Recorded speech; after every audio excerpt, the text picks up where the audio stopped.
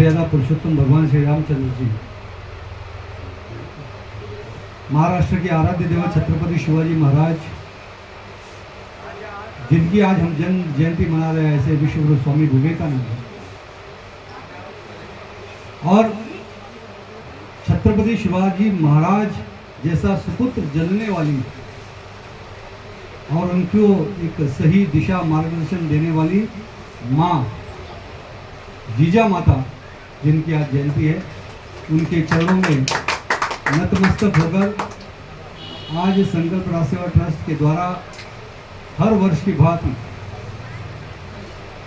स्वामी विवेकानंद जी और माता जीजाबाई की जयंती के उपलक्ष्य में आप सभी लोग जो पधारे, मैं हृदय से आप सभी का बहुत बहुत धन्यवाद व्यक्त करता हूं, क्योंकि हर वर्ष की भांति हम सिर्फ मैसेज डालते हैं और ये हम देखते हैं कि लोगों में देशभक्ति की भावना, अपने महापुरुषों के प्रति नम्रता की भावना आज कूट कूट कर भरी हुई है।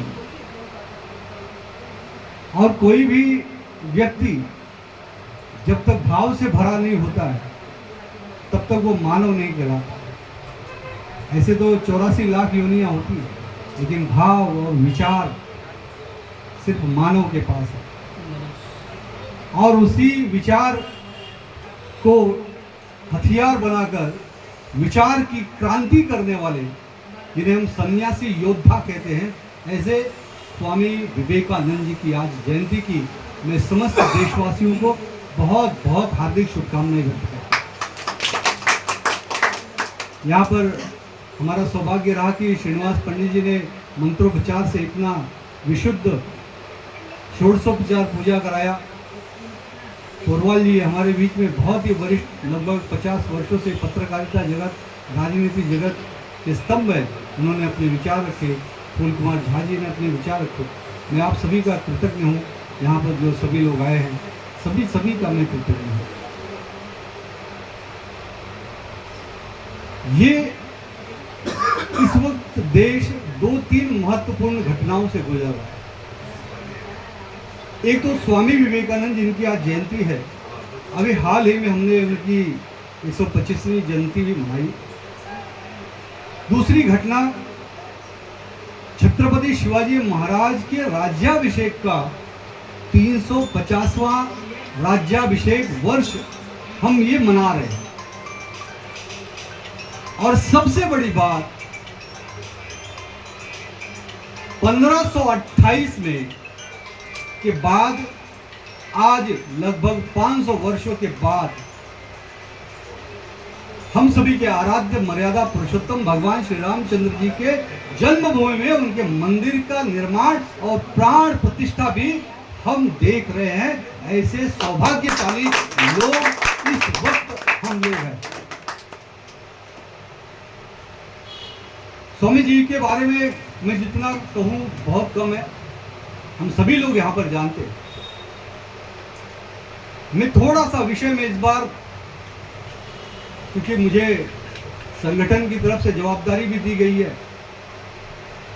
कि श्री राम जन्मभूमि मंदिर आंदोलन के 500 वर्षों की संघर्ष गाथा को जन जन जानता है, लेकिन हम नहीं कहेंगे, हम नहीं चर्चा करेंगे, हम नहीं बताएंगे तो कौन बताएगा। हजारों लोगों ने हिंदुस्तान में सिर्फ इसीलिए जन्म लिया कि मर्यादा पुरुषोत्तम भगवान श्री रामचंद्र जी का मंदिर का निर्माण हो। स्वामी विवेकानंद अपने पूरी जीवन में गर्व से कहो हम हिंदू हैं, हमको जगाने के लिए अपना सर्वस्व जीवन न्यौछावर कर दिया। जबकि स्वामी विवेकानंद एक सन्यासी थे। संन्यास ग्रहण करने के बाद जब पूरे देश में वो भ्रमण करते हैं, भ्रमण करने के बाद वो बंगाल से बिहार, उत्तर प्रदेश, राजस्थान, गुजरात, कर्नाटक, तमिलनाडु, केरला, तमिलनाडु पर जाते हैं और वहां पर जहां पर आज उनका स्मारक बना हुआ है कन्याकुमारी, वहां जब शिला पर ध्यान लगाकर बैठते हैं तो उनके आंखें बंद करके वो देखते हैं तो सारा जो चित्र था कश्मीर से कन्याकुमारी की, उनके जो यात्रा थी वो यात्रा उनके आंखों के सामने आ जाती थी। कि किस तरह से उस वक्त स्वामी विवेकानंद के काल में भारत में गरीबी थी, अशिक्षा थी, शोषण था लोगों का, कहीं न कहीं समाज के अंदर कुरीतियां थी, कहीं न कहीं धर्म का पाखंड था। और इन सारी चीजों को रहते हुए उनके मन में ये आया, ये भाव जागृत हुआ और उस शिला के ऊपर बैठकर उनके आंखों से झरझर आंसू बहने लगे और वो झरझर आंसू बहने लगे और उनकी अंतरात्मा से वो आवाज वो निकली कि मैं सन्यास लेकर, क्योंकि सन्यासी जो होता है वो सन्यास लेकर भगवान की प्राप्ति करता है। ध्यान, धारणा, समाधि जो अष्टांग योग है, यम, नियम, प्राणायाम, अत्याहार, प्रत्याहार और समाधि तक का जो है, तो मैं समाधि लेकर परमात्मा की प्राप्ति करके मैं खुद को परमात्मा में लीन तो कर लूंगा, लेकिन ये जो अशिक्षित है, ये जो गरीब है, ये शोषित है, ये पीड़ित है, ये सताए हुए है, ये निर्धन है, जो रोटी के लिए रोटी नहीं मिल रही, जिनके अंग पे वस्त्र नहीं है, उन दरिद्र नारायण की सेवा कौन करेगा? उनको नया जीवन कौन देगा? समाज में जो कुरीतियां हैं उस समाज का सुधार कौन करेगा? तो ये परमेश्वर की प्रेरणा थी और वो प्रेरणा उनकी आंखों में से वहां झरझर आंसू बहते हैं और उनको वो प्रेरणा मिलती है कि वो मन ही मन मनन करते हैं कि नहीं, स्वामी विवेकानंद इतना तुच्छ नहीं हो सकते कि वो सिर्फ और सिर्फ अपने संन्यास प्राप्ति के लिए, परमेश्वर की प्राप्ति के लिए अपने जीवन को जिए, सिर्फ एक सन्यासी का ही जीवन जिए। अब मैं यहाँ से मैंने जो भी बुद्धि अर्जित की है, मैं उस बुद्धि के माध्यम से मैं समस्त देश में जो भी शोषित पीड़ित गरीब है, मैं उन दरिद्र नारायण की सेवा करने का व्रत लेता हूँ। ऐसे स्वामी विवेकानंद के क्रांतिकारी विचार उस कन्याकुमारी के उस स्मारक जहाँ बना हुआ है, आप जरूर जाके देखिए। वो विचार लेकर स्वामी जी निकलते हैं। रामकृष्ण परमहंस जो उनके गुरु थे, उनके नाम पर रामकृष्ण मठ की स्थापना करते हैं। अमेरिका जाते हैं, इंग्लैंड जाते हैं, यूरोप के कई देशों में जाते हैं। वहां पर उन्होंने भारतीय संस्कृति की स्थापना करने के लिए वेदांत समिति की स्थापना करते हैं और वहां पर हिंदू धर्म, भारतीय संस्कृति को वहां पर वो ले जाकर उसका प्रचार प्रसार करते हैं और उसके उपरांत अपना समस्त जीवन दरिद्र नारायण की सेवा में लगाते हैं। आज भी रामकृष्ण मठ और रामकृष्ण मिशन नाम के बहुत सारे संस्थाएं पूरे देश में कार्यरत है और स्वामी विवेकानंद से प्रेरणा अनेक लोगों ने पाई, चाहे वो महात्मा गांधी हो, उन्होंने भी अपने पुस्तक में लिखा है। लोकमान्य तिलक, उनसे ट्रेन में मिले थे और लोकमान्य तिलक जी को प्रेरणा देने वाले स्वामी विवेकानंद। आज जो हम हिंदुत्व की बात करते हैं, तो इस हिंदुत्व का मंत्र भी देने वाले, ये जो गर्व से कहते हैं हम हिंदू है, गर्व से कहते हैं हम हिंदू है, ये जो आप पोस्टर देखते होंगे, स्टिकर देखते होंगे, ये जो शब्द है, ये मंत्र है, कहते हैं शब्द ब्रह्म होता है हमारे हिंदू धर्म में। तो शब्द ब्रह्म निकला किसके मुख से? वो स्वामी विवेकानंद के मुख से निकला और पूरे देश में अनेक हिंदूवादी नेताओं ने उस मंत्र को लेकर अपने जीवन को आत्मसात किया और आगे बढ़ाया। स्वामी विवेकानंद के जीवन में बड़ी कठिनाइयां थी, गरीबी थी। उनके पिताजी जब देहांत हुआ उनका, तो उनके मैं ये कह सकता हूँ कि आर्थिक परिस्थिति बहुत ही खराब हो गई, लेकिन उनकी आध्यात्मिक चिंतन बहुत था, तार्किक शक्ति बहुत मजबूत थी। रामकृष्ण परमहंस जी से जब उनका मुलाकात हुआ तो वो बार बार उनसे यही कहते थे। एक बार उनके एक दोस्त ने कहा कि आप इतने आर्थिक रूप से परेशान हो और परमहंस आपको बहुत मानते, बहुत चाहते, एक बार बोलो आप उनसे, तो आपकी ये जो समस्या है इसका समाधान हो जाएगा। तो वो जबरदस्ती किया गया उनके साथ, तो वो परमहंस जी के पास गए और कहते हैं कि अपनी स्थिति को बताया। तो बोले अरे मुझे क्या बोलता है, माँ बैठी है, काली माँ के उपासक थे, काली माँ के मंदिर में रहते। बोले माँ बैठी है साक्षात, इधर जा मांग ले जो मांगना है तुझे। स्वामी विवेकानंद जाते हैं और वो कहते हैं कि जो उनकी आर्थिक परिस्थिति खराब थी उसके लिए हाथ जोड़ के विनती करते हैं और विनती करने के बाद बाहर आते हैं तो परमहंस जी उनसे पूछते हैं मांग लिया तूने? बोले हाँ मांगा। बोले क्या मांगा? बोला मैं वहाँ गया तो मैंने बोला मुझे सद्बुद्धि दो, वैराग्य दो, सज्ञान दो। बोला अरे तू तो आर्थिक परिस्थिति ठीक करना चाहता था, वहाँ जाके सद्मार्ग और ये वैराग्य कैसे मांग रहा है? फिर से जाए, दोबारा जाते हैं, फिर वही मांगते, तिबारा जाते, फिर आते। बोले क्या मांगा? बोले मैंने तो सद्मार्ग मांगा, वैराग्य मांगा। बोले अरे बेटा तेरा जन्म ही वैराग्य के लिए हुआ है। तुझे सिर्फ तेरी खुद की सेवा नहीं, तेरे हाथों से लाखों लोगों की सेवा करने का ये प्रेरणा स्रोत परमेश्वर ने तुझे भेजा है। तू जा, वैराग्य धारण कर और लोगों की सेवा कर। स्वामी विवेकानंद बहुत ही तार्किक थे। हर बात में, छोटी छोटी बात में, जब तक उसको उनके तर्क शक्ति से उस चीज को समझ नहीं लेते थे तब तक कोई चीज एक्सेप्ट नहीं करते थे। और ऐसे ही वो कोई भी साधु संत महात्मा मिले, आपने परमेश्वर को देखा है, उनको परमेश्वर को मिलने की, पाने की एक बहुत ही उत्कंठा थी, उग्र उनकी इच्छा शक्ति थी।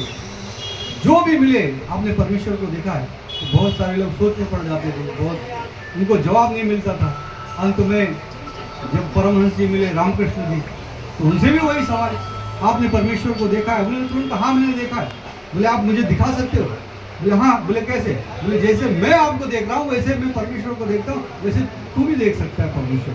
और फिर उसके बाद की पूरी कहानी आप सभी को पता है कि उन्होंने उनको अपने स्पर्श किया और सारे समाधि का उनको ज्ञान कराया। और उसके बाद गुरु दीक्षा ली स्वामी जी ने। उसके बाद वो संन्यास के और आगे बढ़े। उसके बाद दरिद्र नारायण का काम उनका आगे बढ़ा। वो बहुत बड़े दार्शनिक रहे, बहुत बड़े विचार देकर गए। और इसीलिए आज देश के अंदर उनका आज जो जन्मदिन है वो राष्ट्रीय युवा दिवस के रूप में मनाया जाता है, क्योंकि केवल 25 वर्ष की अवस्था में उन्होंने संन्यास लिया और 39 वर्ष की अवस्था में उन्होंने समाधि ली, 39। और आज समाज के अंदर 39 की उम्र के बच्चे क्या कर रहे हैं हम सब लोग अच्छी तरह से जान रहे हैं। लेकिन आज सही मायने में हमें स्वामी विवेकानंद जी के रास्ते पर चलने की आवश्यकता है। करण भाई जी आइए। और उसके साथ ही आज जीजा माता जी का भी जन्मदिन है। छत्रपति शिवाजी महाराज जी जैसा शूरवीर जिन्होंने हमें समाज को दिया, जिन्होंने अटक से कटक तक मराठा साम्राज्य, हिंदू साम्राज्य को, और आज ये छत्रपति शिवाजी महाराज की लगाई हुई चिंगारी के कारण ही आज ये राम मंदिर बन रहा है। क्योंकि हमें हिंदू समाज को, भारतीय समाज को जो लड़ने की प्रेरणा मिली वो स्वामी विवेकानंद से मिली। और स्वामी विवेकानंद के पहले छत्रपति शिवाजी महाराज से मिली। और छत्रपति शिवाजी महाराज को किसी ने प्रेरणा दी तो उनकी माँ माता जीजाबाई थी। और जीजाबाई के पहले अगर ये प्रेरणा किसी को मिला लड़ने का तो वो महाराणा प्रताप जी को मिला। और महाराणा प्रताप जी के पहले अगर प्रेरणा किसी को मिली तो वो आचार्य चाणक्य को मिला। और उन आचार्य चाणक्य ने चंद्रगुप्त जैसा एक शासक और अखंड भारत का निर्माण किया। तो हमें अपने महापुरुषों को, अपने देवी देवताओं को हमें आत्मसात करना चाहिए उनके चरित्र के माध्यम से। आज भी भले जमाना कितना भी बदली हो जाए, मॉडर्न हो जाए, सोच बदल जाए, मैं ये दावे से कहता हूँ कि अगर आपके जीवन में कोई गुरु है, कोई देवी है, कोई देवता है, कोई महापुरुष है तो आपका रास्ता कभी आप रास्ता भटक नहीं सकते। तो मैं मेरे जीवन की एक गूढ़ रहस्य बताता हूँ। मैं आज जो कुछ भी हूँ वो सिर्फ और सिर्फ स्वामी विवेकानंद के साथ है। क्योंकि विद्यार्थी जीवन से ही मैंने उन्हें आत्मसात किया और उन्होंने मुझ पर कृपा की। बिना परमेश्वर के, बिना गुरु के कृपा के जीवन में हम सत्कर्म और सद्मार्ग पर चलना बहुत मुश्किल है। वही हमारे गुरु होते हैं, संकट में हमारे लिए रक्षक बन जाते हैं। जब आत्मा भटकने लगती है, मन भटकने लगता है तो वो उसको सचेतन भावना करते हैं। इसलिए हम स्वामी विवेकानंद जी के बारे में, माता जीजाबाई के बारे में जितना कुछ कहें उतना कहें। मेरा इससे जुड़ा हुआ विषय यही है कि स्वामी विवेकानंद, छत्रपति शिवाजी महाराज, महाराणा प्रताप जी, जीजा माता जी और अखंड हिंदुस्तान का जो विचार था, ये श्री राम मंदिर का आंदोलन। 1528 में बाबर ने अपने सेनापति मीर बाकी के द्वारा वो मंदिर को ध्वस्त कराया था। आज से 482 साल पहले, लगभग 500 साल पहले, जिस मंदिर की निर्माण राजाधिराज विक्रमादित्य ने कराया था। और उसके पहले, सबसे पहले जो उस स्थान पे भगवान श्री रामचंद्र जी का मंदिर बना है, उस मंदिर का निर्माण उनके सुपुत्र कुश जी ने किया था। बाद में विक्रमादित्य ने 84 काले संगमरमर के पत्थरों से उसका भव्य दिव्य निर्माण कराया था। लेकिन जब पहली बार मीर बाकी के द्वारा उसको तोड़ा गया, वहाँ मस्जिद जैसा ढांचा बनाया गया, वहाँ के साधु संतों ने एक संघर्ष हुआ और उस संघर्ष के अंदर अनेक संतों ने अपनी जान की कुर्बानी दी। इस कुर्बानी के बीच में संघर्ष चलता रहा। 100 साल के बाद गुरु गोविंद सिंह की सेना वहां पे गई टुकड़ी, गुरु गोविंद सिंह ने अपनी एक टुकड़ी भेजी अयोध्या राम मंदिर की उस मुक्ति के लिए। वहां लड़ाई हुई, वहां पर अनेक सैनिकों ने वहां शहीद हुए। अनेक लड़ाइयों के बाद विषय कोर्ट में गया, कोर्ट में चलते रहा। बाद में यह विषय विश्व हिंदू परिषद तक पहुंचा। विश्व हिंदू परिषद के आने के बाद पूरे देश में एक रथ यात्रा निकाली गई। उस रथ यात्रा में पूरे देश से कार सेवक वहां पर गए। 1990 में उत्तर प्रदेश में जब कार सेवा हो रही थी तो बिहार में आडवाणी जी के नेतृत्व में जो रथ यात्रा निकली थी उसे रोक दिया गया और उसके उपरांत पूरे देश में जन आक्रोश भड़का। लेकिन लाखों कार सेवकों को अयोध्या में जाने से रोका गया। उत्तर प्रदेश की चाहे वो स्कूल हो, अस्पताल हो, सारे स्कूल और अस्पताल राम भक्तों से भर दिए गए। उनको जेल में ठूस कर उनके ऊपर अन्याय और अत्याचार किया गया। और ये मुलायम सिंह यादव का मुख्यमंत्री काल था। देश की जनता को भूलना नहीं चाहिए, जिन्हें देश की रक्षा करनी चाहिए थी, जिन्हें राम भक्तों की रक्षा करनी चाहिए थी, वही आदताई बनकर कार सेवकों पर गोलियां चलाते। कोठारी नाम के 2 भाई जो राजस्थान से कार सेवा करने गए थे, 2 सगे भाइयों को वहां पर गोली मारकर उनको शहीद किया गया, उन्होंने बलिदान दिया।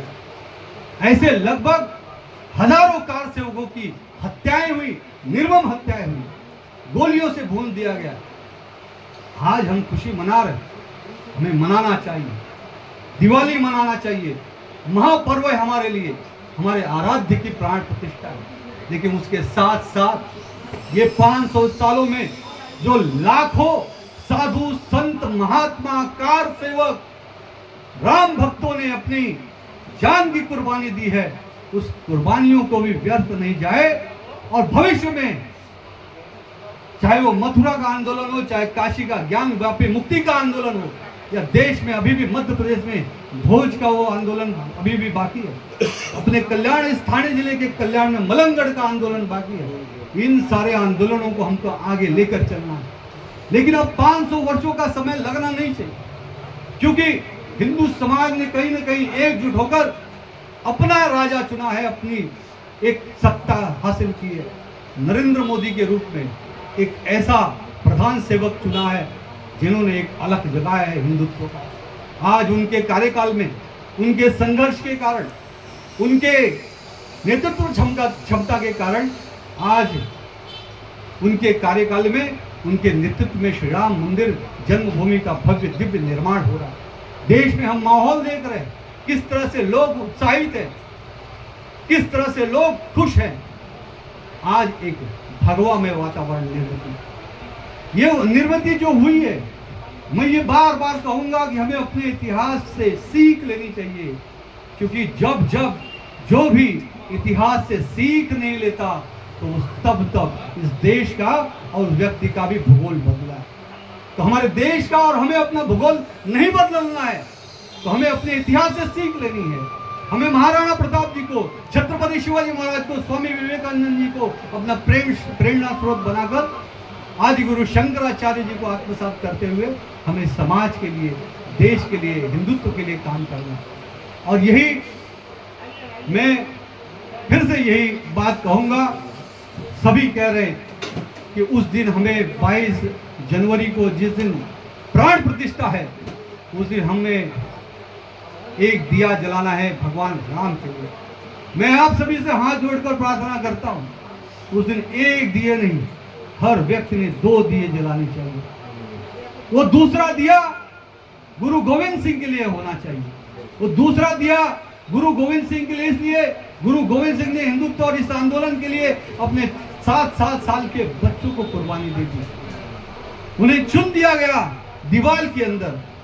आज हम देश में 14 नवंबर को जिनके नाम पे 65 साल आदमी के नाम पे बाल दिवस मनाते हैं, लेकिन हम भूल जाते हैं उस 7 साल के बच्चे की कुर्बानी को, उस 14 साल के बच्चे की कुर्बानी को। हमें दिया जलाना चाहिए गुरु गोविंद सिंह के बच्चों के नाम पर, हमें दिया जलाना चाहिए महाराणा प्रताप जी के नाम पर, हमें दिया जलाना चाहिए छत्रपति शिवाजी महाराज के नाम पर, हमें दिया जलाना चाहिए जीजाबाई के नाम पर, हमें दिया जलाना चाहिए आद्य शंकराचार्य जी के नाम पे, हमें दिया जलाना चाहिए स्वामी विवेकानंद के नाम पे, हमें दिया जलाना चाहिए प्रत्येक उस कार सेवक साधु संत के नाम पर जिसने इस श्री राम जन्मभूमि मुक्ति आंदोलन में अपनी शहादत दी, अपनी कुर्बानी दी। क्योंकि अगर हम उनकी कुर्बानियों को भूलेंगे तो आने वाले समय कोई बहुत अच्छा नहीं दिख रहा है। हम अखंड भारत की बात करते हैं, बृहत्तर भारत की बात करते हैं। एक समय ऐसा था, ईरान हो, अफगानिस्तान हो, पाकिस्तान हो, इस तरफ बांग्लादेश हो, नेपाल हो, म्यांमार हो, थाईलैंड हो, कंबोडिया हो, इंडोनेशिया हो, कंबोडिया तक ये सारा जो देश है ये अखंड भारत था। मुझे बताइए, आज भी इस दुनिया का सबसे बड़ा हिंदू मंदिर कहाँ है? आज भारत में सबसे ज्यादा हिंदू रहते हैं ना, लेकिन उसके बावजूद भी हमारे दुनिया के अंदर हिंदुओं का सबसे बड़ा मंदिर कहाँ है?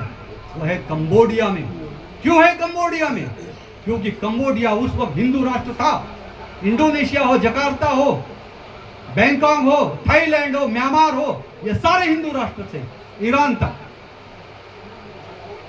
तो हमारे हाथ से क्या गया? हमारे हाथ से इंडोनेशिया गया, कंबोडिया गया, थाईलैंड गया, म्यांमार गया। म्यांमार तो हम लोग की आंखों के सामने गया है। पाकिस्तान तो हम लोग की आंखों के सामने गया है। बांग्लादेश हम लोग की आंखों के सामने गया है। हम वो सारी पीढ़ियां बैठी हुई है जिनके आंखों के सामने बांग्लादेश गया है, पाकिस्तान गया है, म्यांमार गया है। तभी भी हम क्या कमी थी हमारे अंदर? देश का भूगोल क्यों सिकुड़ते जा रहा है? इस पर बहुत ही गहन अध्ययन करना पड़ेगा, मनन करना पड़ेगा, चिंतन करना पड़ेगा। देश मोदी के नेतृत्व में आज 5वीं अर्थव्यवस्था बना है। भारत विश्व गुरु की ओर अग्रसर है, लेकिन दुनिया की निगाह अभी भी एक शक्ति ऐसी है कि भारत कैसे आगे बढ़ रहा है। क्यों नहीं यहाँ पर, क्यों बीच बीच में जो दूसरे लोग हैं, विरोधी लोग हैं, जात पात का विष बोलने की काम करते हैं, धर्मांतरण का काम करते हैं। आज धर्मांतरण के कारण कहीं न कहीं देश में राष्ट्रांतरण हुआ। हमारे युवा हिंदू भाई अलग अलग धर्मों में चले गए। एक बहुत बड़ी संख्या, जनसंख्या आज हमारे सामने खड़ी हुई है, हमसे हमारे सामने। उसे हमें कहीं न कहीं रोकना है। चाहे हमारे देश के आदिवासी हो, वंचित हो, पीड़ित हो, शोषित हो, हमें जात पात के बंधनों में नहीं बंधना है। आदिवासी हो, दलित हो, पीड़ित हो, पिछड़ा हो, सभी को गले लगाकर भारत माता का सुपुत्र बनकर हमें इस देश को आगे बढ़ाना है। लेकिन इतिहास को कभी भूलना नहीं है। मैं यही आप सभी से निवेदन करता हूं, और यही मैं आज स्वामी विवेकानंद जी की जयंती के उपलक्ष्य में और माँ जीजाबाई के जयंती के उपलक्ष्य में भगवान श्री राम जन्मभूमि मंदिर आंदोलन की ये 500 वर्षों की एक छोटी सी, क्योंकि समय बहुत कम है, इसलिए मैंने एक कोशिश की अपनी बात को, अपने मन के दर्द को, पीड़ा को आपके बीच में रखने की। बहुत बढ़िया। और मैं ये चाहूंगा कि ये पीड़ा, ये दर्द आप भी जहां जाएं, मुझे कोई शर्म नहीं आती कि 10 लोग हैं कि 5 लोग हैं। हम सबको अपने बच्चों से भी बात करनी चाहिए।